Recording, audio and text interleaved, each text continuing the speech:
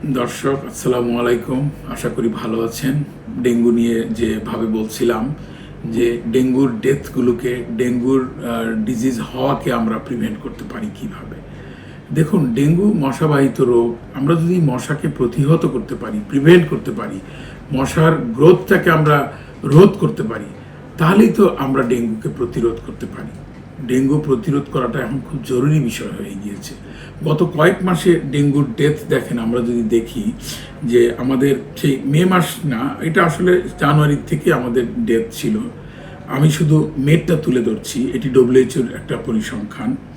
মে মাসে 3টা ডেথ ছিল, জুন মাসে গিয়ে সেই ডেথ দাঁড়ালো 19-এ, জুলাইতে গিয়ে 40, 41 এরকম, অগাস্ট ঠিক একই রকম, সেপ্টেম্বর অক্টোবরে ডেথটা 70 থেকে 80-র মধ্যে, নভেম্বরে এখনো 70 কোঠায় ডেথটা রয়ে গিয়েছে।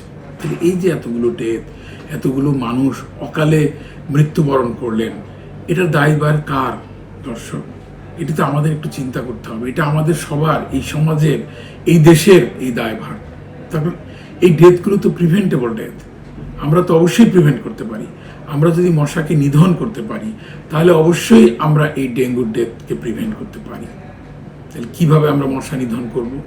মশা নিধন, এখানে আমাদের ব্যক্তিগত কিছু ইস্যু আছে, আমাদের পারিবারিক কিছু ইস্যু আছে, আমাদের সামাজিক কিছু দায়িত্ববোধ আছে, এবং সর্বোপরি আমাদের রাষ্ট্রের কিছু দায়িত্ববোধ আছে। সবগুলো যদি আমরা সমানভাবে দায়িত্ব পালন করি, যেমন আমি ব্যক্তিগতভাবে কিভাবে, আমি মশা যে সমস্ত পরিবেশে মশা তার বংশ বিস্তার করে, সেই পরিবেশগুলো সম্বন্ধে আমি জানি। আমি যদি একটু সচেতন হই, আমার ঘরে ওই পরিবেশটাকে যদি আমি একটু নিয়ন্ত্রণ করি, অর্থাৎ বেঁধে থাকা পানি 3 দিনের বেশি যেন না থাকে, এই বিষয়ে যদি আমি সচেতন হই, আমার ঘরের ছাদে, আমার ঘরের নিচে যে গ্যারেজ আছে, এখানে আমার আশেপাশে যদি আমি একটু সচেতনতামূলক কাজগুলো করি, তাহলে কিন্তু আমি এটা প্রিভেন্ট করতে পারি।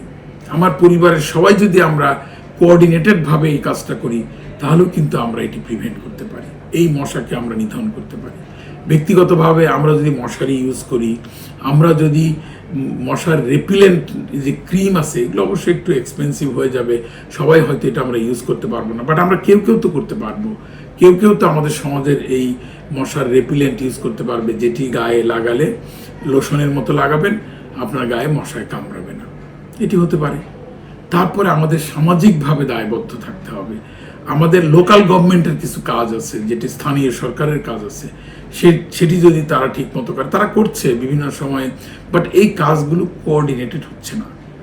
এবং গভর্নমেন্টের মাল্টি সেক্টরিয়াল একটা অ্যাপ্রোচ যদি হয় এই মশা নিধন করার জন্য, মানুষকে এডুকেটেড করার জন্য, তাহলে অবশ্যই আমরা এই মশাকে নিধন করতে পারবো, এবং ডেঙ্গু অথবা ডেঙ্গুর মতো আরও যে মশাবাহিত রোগগুলো আছে সেগুলোর থেকে পরিত্রাণ পাবো বলে আমি বিশ্বাস করি।